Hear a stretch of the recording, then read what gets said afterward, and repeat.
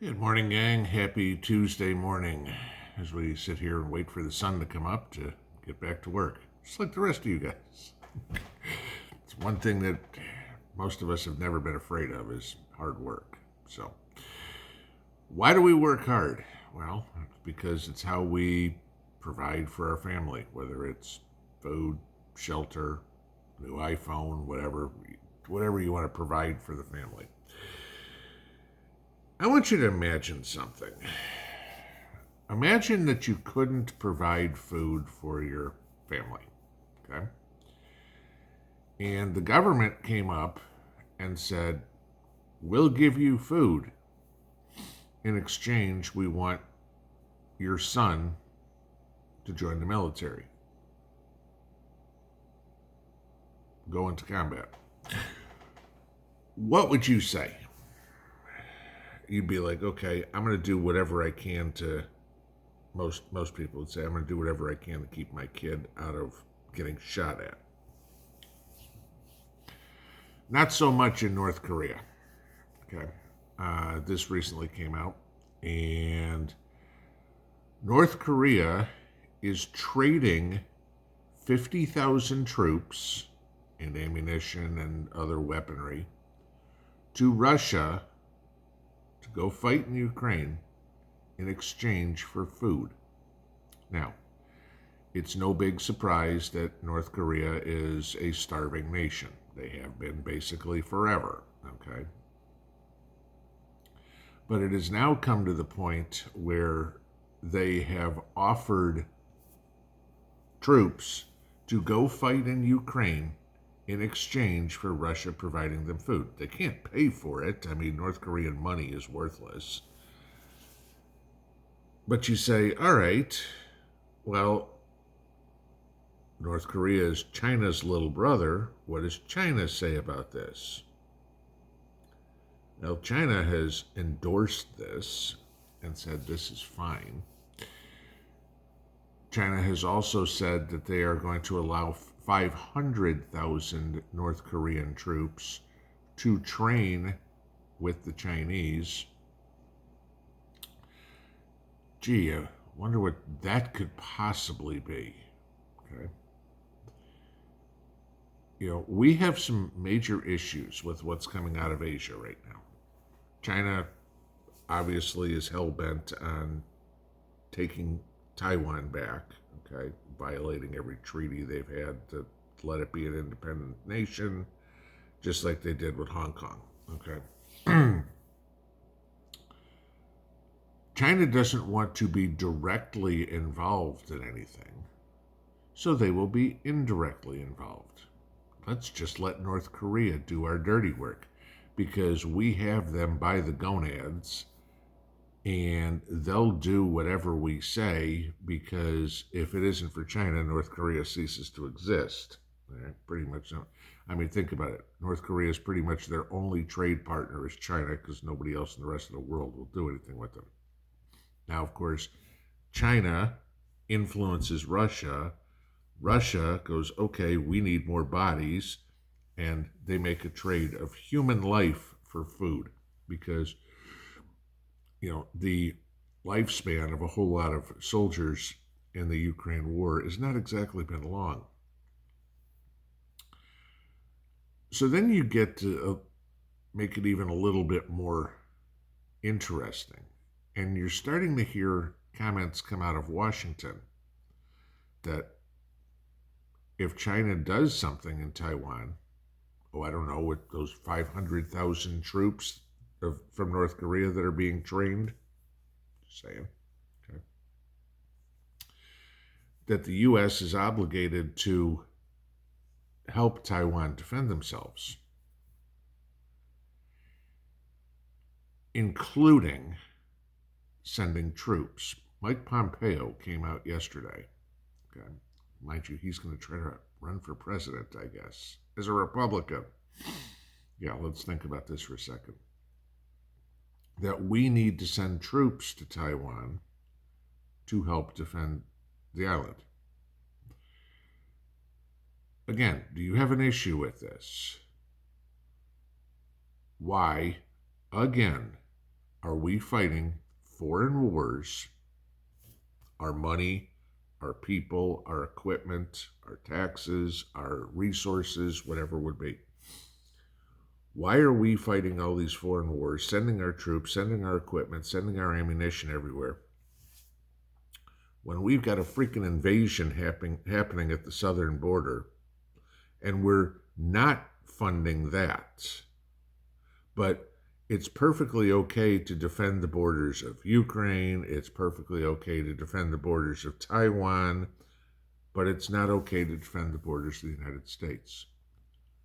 We've got a big problem, guys, because what was it, last month? I think it was last month, okay? 80 people on the terrorist watch list were apprehended coming across the southern border. How many got through? You know, how soon is it before one of these shootings, i.e., like yesterday's Louisville shooting with another pronoun warrior, turns into being some sort of terrorist attack? Because all we're letting come across the border, oh, they're poor people that are trying to escape the poverty they're in. Right, okay. And there's a whole bunch of other people who are going, I've got nefarious ideas, and I'm going to come across the a border to the United States. I mean, be it, Chi-Coms, be it North Koreans, be it Al-Qaeda, be it any of these, Hamas or whatever it is, be it any of the cartel members. I mean, I'll give you this. Guns are illegal in Mexico. There aren't even any gun stores in Mexico, right? It's kind of like Chicago. How well is that working? Where the hell do you think the cartels are getting all these guns from? Oh, I don't know. Fast and Furious helped, of course. But, gee, let's go into the United States. We can get some guns there on the black market. Gee, you think China might help a little bit? I mean, they've got a $1 billion+ industry selling the fentanyl that they're making in China into Mexico to be brought into the United States. It's time that politicians stop worrying about all this little bullshit. We got to get Trump. That's the most important thing. We've got to go after Trump. Let's spend millions and millions of dollars doing that. While we have nothing going that are killing millions and millions and millions of, well, maybe not millions, but tens of thousands of people in the United States with the, use Nancy Reagan's term, the war on drugs, okay, the war, whatever you want to do, okay, the drugs coming across, the child trafficking coming across. I've told you stories about people right here in Knoxville getting snatched from grocery stores or Walmart parking lots, okay? What's happening there? It's about time that we start making it known and heard. Stop dealing with the bullshit and start dealing with the real problems we have. I don't care about Ukraine. I don't care about Taiwan. I do care about the southern border. I do care about the kids that are getting kidnapped. I do care about the women who are being grabbed and turned into sex slaves, okay? This is what we need to work on. Why in the world does our government not see this? Oh, maybe because they have something to do with it, of course. Joe, hey, China, I just want 10% of those fentanyl sales. No problem. Okay? Yes. You can do business in the United States. And China, of course, keeps its hands clean because it's done by the cartels. Do you see how this is working? China comes out with its hands clean on everything. We weren't involved. We weren't involved. This was the North Koreans. This was the Mexicans, whatever would be. This isn't us. Right. Okay? And anybody that believes that, insert corny phrase here. This is the fight you guys are up against. Yes, we have the little skirmishes, the tragic events like yesterday's Louisville shooting, no question, okay? But the fight that we need to prepare ourselves for is for when whoever the affiliated group of the Chinese come across the border and start trying to take over your town. You don't think it can happen? Take a look at Germany. All right. Germany got invaded by everybody from the Middle East. They pushed all the Germans out of the towns, and the Germans wind up homeless while all the Middle Easterners took over the towns, the businesses, everything. You think it can't happen in the United States? Go look at Dearborn, Michigan. Okay, I've told you this story before about Dearborn.